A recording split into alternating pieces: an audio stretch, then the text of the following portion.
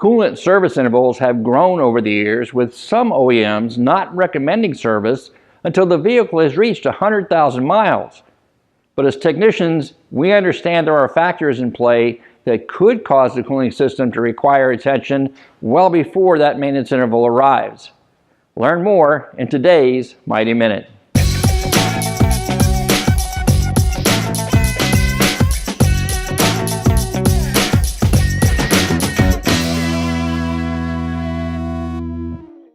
Coolant performs its job in a harsh environment, subject to all kinds of factors that can lead to the early demise of the protective additives the coolant contains.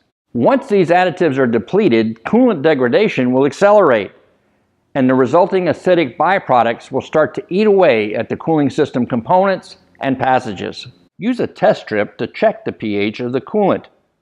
A low pH level is a good indicator of additive depletion in the coolant, allowing it to become acidic. So what do you do if you found that your customer's coolant has become excessively acidic well before its time? Certainly, you're going to recommend a cooling system service to your customer, but you'll also have to determine the cause that led to the need for this premature service. Otherwise, you're just setting your customer up to experience the same problem down the road. One common cause that coolant manufacturers share is the presence of undiagnosed combustion leaks, allowing spent exhaust gases to mix with the coolant. These leaks may be present even if your customer has no related drivability concerns or symptoms.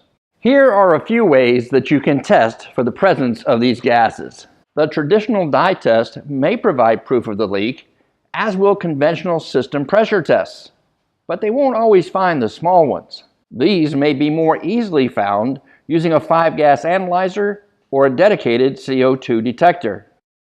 Another common cause of premature degradation is stray current caused by improperly grounded electrical circuits on the vehicle. And you can test for this using your digital volt ohm meter. With the key off, ground the negative lead of your meter at the battery. Insert the positive lead into the coolant in the radiator. Avoid touching anything metal.